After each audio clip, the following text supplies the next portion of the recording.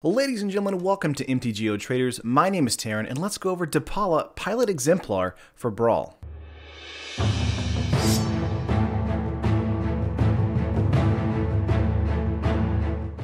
So this is going to be probably my last Brawl deck tech for a while. I think Jolt is going to be doing some Brawl deck techs on the channel as well, which is awesome. But, you know, the set review is coming up next week, and then the pre-release video, and then we also, after that, we have a ton of standard deck techs I want to talk about right after that. So I want to put Brawl on the back burner for myself, but this is the last one I want to talk about before doing that. And this is Depala Pilot Exemplar, a 3-mana 3/3 legendary creature dwarf pilot. Other dwarves you control get +1/+1, and each creature you control gets +1/+1 as long as it's a creature. And whenever Depala Pilot Exemplar becomes tapped, you may pay colorless. If you do, reveal X top cards from your library, put all dwarves and vehicle cards from among them into your hand, then put the rest of the cards on the bottom of your library in a random order. So Depala is actually quite good for dwarves and quite good for vehicles, and that is exactly what this deck is built around. So let's go to the full deck list here and just start getting into it. First up, with early game creatures here, we have Bomat Courier. Of course, it's a great card in red, in mono red aggro, but it's also a pretty decent card in here because it can help us kind of get into hopefully some good value cards early in the matches here. This is Bomat Courier for 1 mana, 1/1 with haste. Whenever it attacks, exile the top card of your library face down. You may pay red, discard your hand, sacrifice Bomat Courier, and put all exiled cards Bomat Courier had into their owner's hand. So a great way to refill your hand with bombs or any kind of threats later in the match. Next, of course, we have Toolcraft Exemplar, a 1 mana, 1/1 dwarf Artificer. Artificer. At the beginning of your combat on your turn, if you control an artifact, Toolcraft Exemplar gets +2/+1 until end of turn, and if you control 3 or more artifacts, it actually gets first strike too. So Toolcraft Exemplar is a great early game threat, but it's also like a really good first striker in the mid to late game too. So it's also very, very good at being able to crew vehicles, which are in the deck as well. Another good creature to crew vehicles with is also Aether Geode Miner, a 2 mana 3/1 dwarf scout, and whenever it attacks, we get 2 energy. We can pay 2 energy, and Aether Geode Miner gets exiled, and then we can return it on the battlefield onto our owner's control. So we can actually skip around some kind of removal. We can actually skip combat steps or block and then like pay that and, you know, kind of phase out and attack. Aether Geode Miner is also very good at being able to just be able to crew a creature as well, since it does have 3 strength there. Moving up here, we have Audacious Infiltrator. This is a 2 mana 3/1, another great creature to be able to crew a vehicle. Audacious Infiltrator can't be blocked by artifact creatures. While that's not as important as the 3 power here for us, it is kind of important against an artifact or another artifact kind of deck here. Moving up, we have Gear Shift Ace, a 2 mana 2/1 with first strike, and whenever it crews a vehicle, that vehicle gains first strike until end of turn. This is very nice for a lot of the lower crew end vehicles on our board state. Very, very good at being able to get in some straight value with Gear Shift Ace. And it's let's say all of our creatures, because of all these are 2 drops, they all die. We have Ninth Bridge Patrol here. This is a 2 mana 1/1. Whenever another creature you control leaves the battlefield, put a +1/+1 counter on Ninth Bridge Patrol. So if our opponent does have removal spells for our creatures, or if we have Aether Geode Miner on the battlefield and we're flickering it in and out of existence, Ninth Bridge Patrol is going to be becoming a larger creature thanks to +1/+1 counters being placed on top of it, which is amazing for us. Next up, we have Restoration Specialist. This is good because we are in Brawl, so it is a singleton format, which means that if we do lose creatures or vehicles, they're going to go to the graveyard and we can't really get them back. Restoration Specialist is here for that. It is a 2 mana 2/1 Dwarf Artificer, pay 1 white, sacrifice it, return up to 1 target artifact card and 1 target enchantment card from your graveyard to your hand. So very, very good at being able to get back a nice vehicle, any kind of like utility artifact we have in the deck, or an enchantment we have in the deck as well. Moving on to not a dwarf, it's a human pilot. This is Speedway Fanatic, a 2 mana 2/1 with haste, and whenever Speedway Fanatic crews a vehicle, that vehicle gains haste until end of turn. So this is very good if we get into a really good top-end vehicle and we need it on the battlefield really quickly. Speedway Fanatic is going to help us do that. Moving on to our mid-game sprinters here. I call them sprinters because it's, you know, they're dwarfs, you know, they're natural sprinters. That's a really bad Gimli impression right there. I apologize. But first up on this page here, we have Veteran Motorist, a 2 mana 3/1 dwarf pilot. When it enters the battlefield, we get to scry 2, which is very good for us. And whenever it crews a vehicle, that vehicle gets +1/+1 until end of turn. So 2 very relevant things in the mid to late game and even early game. And of course, it's a 3/1 being able to crew basically anything in the deck we need to crew. Next up for us is Aerial Responder, a very good card being able to get some life back. This is a 3 mana 2/3 dwarf soldier with flying, vigilance, and lifelink. So lots of good things there on a 3 mana 2/3. Love it. But you know, has only 2 power, so not as relevant. for crewing vehicles. Next up, we have Fairgrounds Warden here. Some good removal against some creatures. We have a 3-mana 1/3 Dwarf Soldier. When it enters the battlefield, exile target creature an opponent controls until Fairgrounds Warden leaves the battlefield. So just a great exile card. If an opponent does have removal against the Warden, that kind of sucks for us, but at the same time, it's getting rid of either a token perhaps to just get rid of it completely, or whatever their big bomb is.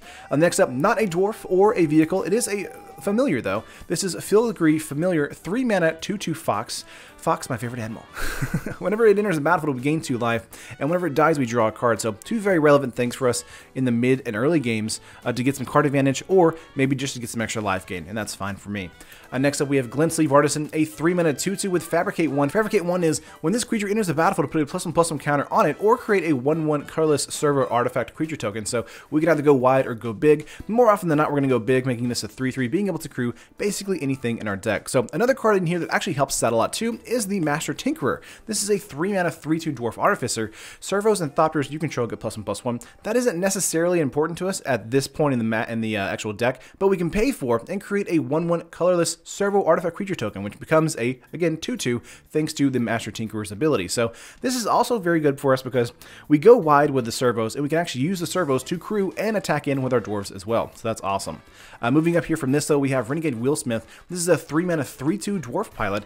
When Renegade Willsmith becomes tapped, target creature can't block this turn. So if you're crewing for something, this actually goes off as well, which is very, very good for us, which means if we're crewing like, you know, a larger crew 3 ability creature or vehicle, it's going to come in, we can actually make a target creature on their side of the field not block. That's awesome. And also, of course, whenever Renegade Willsmith attacks in, target creature can't block as well, because it is being tapped for that.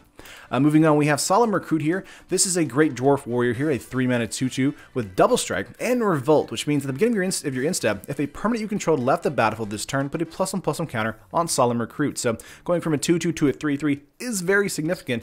And of course, we have cards like Aether Geode Miner to help us get there for that. Let's move on to our, of course, bombs and vehicles here. We have our bomb, Combestible Gearhulk. Very, very good Gearhulk. Here it's a construct. 6-mana 6/6 with First Strike. When it enters the battlefield, target opponent may have you draw 3 cards. If that opponent doesn't, put those top 3 cards on your library into your graveyard. Then Combustible Gearhulk deals damage to that player equal to the total number of converted mana of those cards. On average, Combustible Gearhulk will hopefully, if they decide not to have us draw cards, will do between 6 and 10 points of damage to our opponent. We might get lucky and do a Dreadnought and a console flagship, doing 10 points by itself with 2 cards and then something else. That would be amazing.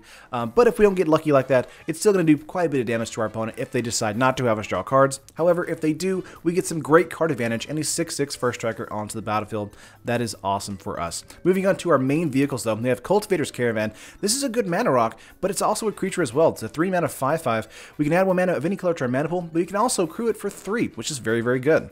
Moving on, we have Dusk Legion Dreadnought, a 5-mana 4/6 vehicle with a Vigilance and crew 2. So the crew 2 here is actually not bad for what we have for this, but it's also a 4/6 with Vigilance, means it doesn't untap, which means it can attack and block during the same like combat steps for our attack phase and our opponent's attack phase, which is very good too.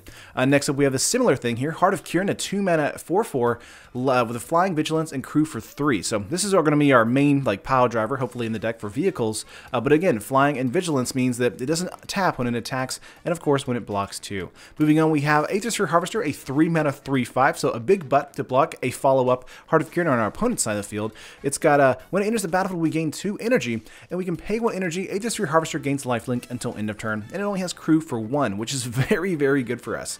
The paying the energy there and getting some lifelink damage back is very good, of course, especially when we're in the mid to late game if we've taken quite a beating from our opponent there.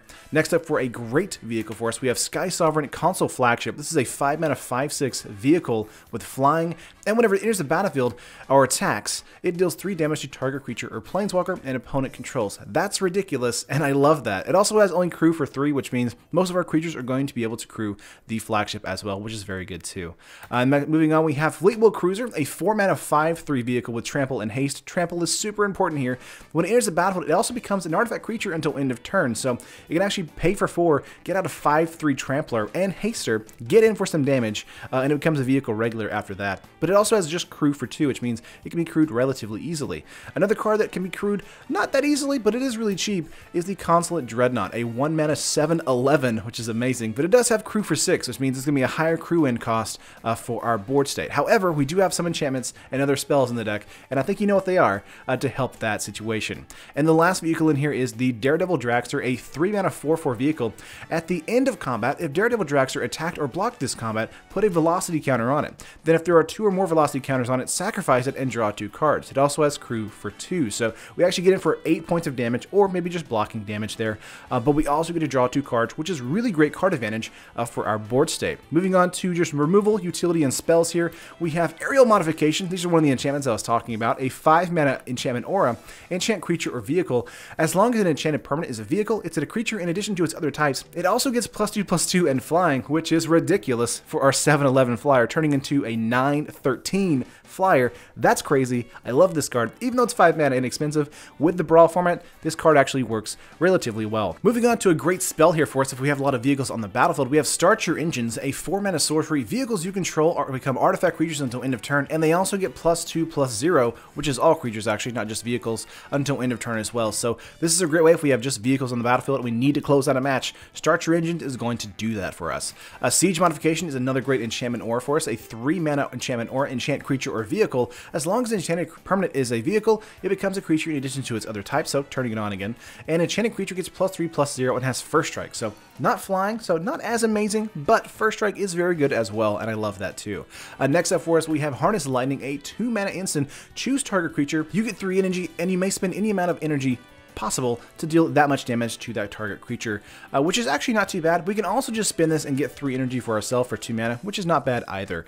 Some basic removal against artifacts or enchantments here is a Fragmentize, so a sorcery, destroy target artifact or enchantment with converted mana cost 4 or less. This is going to hopefully get rid of like Cast Outs, Ixalan's Binding, any kind of weird lockdown spell against our board state, as well as any kind of artifacts on their side of the field that we don't like as well, like another Heart of Kirin on their side of the field. A great spell for us too, though, is Ceram's Expertise. This is a 4-mana sorcery. Create 3 1/1 colorless servo artifact creature tokens. You may cast a card with converted mana cost 3 or less from your hand without paying its mana cost. So we can actually get out quite a number of our creatures, quite a number of our spells as well onto the battlefield with Ceram's Expertise for only 4 mana, and also have a wide board state of 3 1/1s, which are also very good at being able to crew creatures too. So I love Ceram's Expertise going wide, being able to hold up blockers, as well as get out a free spell too. Another good lockdown spell for us though is Thopter Arrest, a 3-mana enchantment. When it enters the battlefield, exile target artifact or creature an opponent controls until Thopter Arrest leaves the battlefield. I like this a lot because it's actually targeting artifacts as well as creatures just for 3 mana. That's very good. But something that targets non-permanents, or non-land permanents rather, is Cast Out here, a 4-mana enchantment with flash. When Cast Out enters the battlefield, exile target non-land permanent in opponent's controls until Cast Out leaves the battlefield. We also have cycling for 1 white mana. We don't necessarily want to cycle with Cast Out. Cast Out's going to be a card we want to hopefully hold in our hand. Wait till they play their big bomb or something like that, and then cast that out. Another good exile card for us is, of course, Ixalan's Binding, doing the same thing as Cast Out with having an irrelevant follow-up there, which is opponent can't cast spells with the same name. Since this is the Brawl format, we don't have to worry about that at all. And the last artifact in the actual deck here, besides our vehicles, is a 1-of Treasure Map, a 2-mana artifact. We can pay 1, tap it, and scry 1, which is very good for us, hopefully being able to kind of get some lands out of our way. Put a landmark counter on Treasure Map. Then if there are 3 or more landmark counters on it, remove those counters, transform Treasure Map, and add 3 colorless treasure tokens to our battlefield, which is very good, being able to hopefully ramp into it. And when Treasure Map flips, it turns into Treasure Cove, which can tap for colorless, or we can pay it and sacrifice a treasure and draw a card, which we will most likely be doing that for unless we really need the mana from those treasures. So that's it for all the cards in the deck list. Let's go over the land base really quickly. We have quite a bit of a land base, kind of an all over the place land base rather. This is a Desert of the Fervent here. A mana coming in tapping for red mana. We can pay 2 though and cycle it, which means we discard it, draw an extra card. Very, very good in Brawl here. Same thing for Desert of the True, tapping for white and coming in tapped as well, and being able to cycle. Another good card for us though is Shefet Dunes. So if we have a lot of dwarves on the battlefield or vehicles that have been crewed, Shefet Dunes here is really good if we have the mana. We can pay for colorless or pay 1 life and get white, or we can actually pay 4, sacrifice a desert, which is either Desert of the True or the Fervent, or even Shefet Dunes itself. And creatures you control get +1/+1 until end of turn. Of course, this is only activated as a sorcery, meaning it's only during our turn. Another good card for us, since we will have quite a number of permanents on the battlefield, will be Arch of Araska. This is a land coming in with Ascend, which means if we control 10 or more permanents, you get the City's Blessing until or for the rest of the game, not till the end of turn, for the rest of the game. I don't know why I was going to say that. We can tap it and add colors to our mana pool. We can also pay 5 and draw a card. Activate this ability only if you have the City's Blessing. So in the mid to late game, since we will have quite a number of artifacts and vehicles on the battlefield, Arch of Vraska is going to hopefully give us a ability, or secondary, or kind of, side ability to draw some cards in the mid to late game there. Moving on here, we have Inventor's Fair, a legendary land. At the beginning of your upkeep, if you have 3 or more artifacts, you gain 1 life. Not too shabby on that. We can tap it to add colorless to our mana pool, or we can pay for, sacrifice Inventor's Fair, search our library for an artifact card, reveal it, then put it into our hand. Activates this ability only if you control 3 or more artifacts. So not bad either. Very good tutoring in this deck here actually for the Brawl format too. I really like this card in the Landbase here. Next up we have Stone Quarry, just a great tap land, but coming in and tapping for red or white. A fast land, tapping for red or white with Inspiring Vantage there. Unclaimed Territory we can name with dwarves, but if we're only casting out a vehicle or something like that, it's just going to be tapping for colorless, which isn't bad either. But if we do have artifacts, we have cards like Spire of Industry here. We can add 1 color to our mana pool, or we can pay 1 life, add 1 mana of any color to our mana pool. Activates this ability only if you have an artifact on the battlefield. So because we have a lot of artifacts and vehicles, Spire of Industry is probably going to be tapping for any kind of color mana we need it to be. Of course, if we don't want to pay the life, we can always just tap it for colorless, which is not too bad either. Moving up here, we have the Energy Producer Aether Hub. It comes in the battlefield, we get 1 energy. We can tap it to add colorless, or we can pay 1 energy, add 1 mana of any color to our mana pool as well. Aether Hub is very good. In the mid to early game, I really agree with that. But I do think it's very good as well. Moving on with Evolving Wilds, again, just a great card, being able to hunt a basic land for us and bring it into the battlefield tapped, hopefully thinning our deck by 1 card there. Field of Ruin as well in the deck, because this is just a great card overall, hopefully being able to kill a non-basic land on our opponent's side of the field. And of course, when we do that and pay that 2 energy, we actually, or 2 mana, not energy, we actually get basic land from our deck onto the battlefield untapped as well, which is very, very good. And kind of rounding out here, we have 6 mountain and 6 plains, and that's going to do it for our land base. I know it's a lot, but there's a lot of things going on in that land base, and I think it's very, very good. So let's just go to the full layout here, guys. On MTGO Traders, this is coming to a very, very low 25 tickets, and if you want to build this in paper, it's coming to about 42 bucks as well. So there are some stuff you want to bring in here if you want to kind of, include or pump up the deck a little bit. You can always put in the Settle the Wreckage. You can always put in, a Fumigate, since you do know that it's a vehicle-style deck, so even if our creatures do die, we still have the ability to crew vehicles with enchantments and spells as well, like Start Your Engines, or just, recast Depala and crew that way. So I do think there is a lot of flexibility in this deck to be able to add more things into it.